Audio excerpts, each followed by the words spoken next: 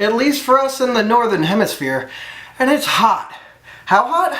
It's so hot it broke the fire department's thermometer. Now summer to me means barbecues, and with the 4th of July coming up, there's always a chance to do something a little bit different. So today I'm going to show you a refreshing recipe while teaching you about the Columbian Exchange. Yeah, just because it's summer doesn't mean I stopped teaching. So today we're going to make a Latin American fish dish called ceviche. And if you hate fish, good, because it doesn't really taste like it. And if you're always overcooking your fish, even better, because we're not going to use a grill and we're not going to use a stove. In fact, we're not going to use any heat at all. Today, we're just going to use these. Now, the basic idea behind ceviche probably started in South America about 2,000 years ago and can be explained using the pH scale. The pH scale measures how acidic or basic a solution is.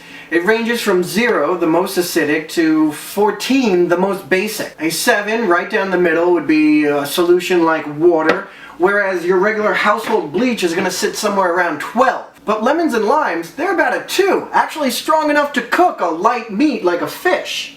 And you notice how I add an orange? It, like the lemon and lime, also has citrus acid. And the sweetness of the orange will help mellow out a bit of the sourness from the lemon and lime. So here's what we do. First, get some fresh fish. Gotta be fresh. You can go fancy with some mahi-mahi. Other choices are sea bass, grouper, and flounder, but today we're just gonna use cod. Now cut it up into half-inch cubes as uniform as possible and just plop it in a container. Next comes our citrus solution. For this 3/4 pound fish, I use a lime-lemon-orange ratio of 6 to 2 to 1.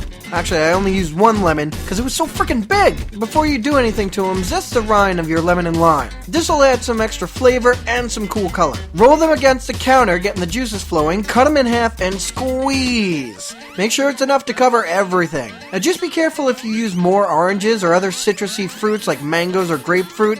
With pH levels in the 3s, they'll weaken your cooking solution, so if you use more than one, you may need to adjust your cooking time. Now here's where you can really personalize. Mr. Betts' ceviche gets about a half a diced up pepper.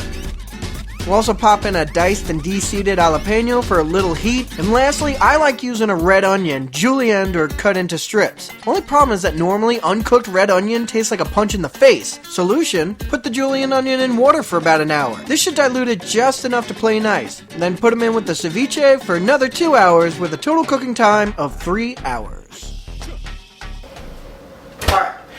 While the ceviche is in the fridge, let's talk about the Columbian Exchange. Now, prior to the explorers of the 15th and 16th century, the Americas and Europe and Asia were completely cut off from each other. But as the two worlds collided, you got this exchange of culture and ideas and technology and diseases and food. And we call this transfer the Columbian Exchange. And ceviche always makes me think of it. I mean, originally it's a technique from the Moche, a people indigenous to Peru. And whereas they used the banana passion fruit, the Spanish used the lemons and limes that they had brought all the way over from Asia. The jalapenos are from Mexico, and onions in general date back to Egypt 7,000 years ago. This Columbian Exchange, both in many positive and many negative ways, changed the world forever, and definitely changed our menus as well.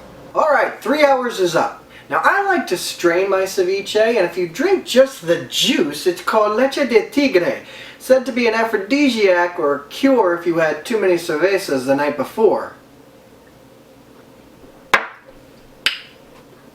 That's potent.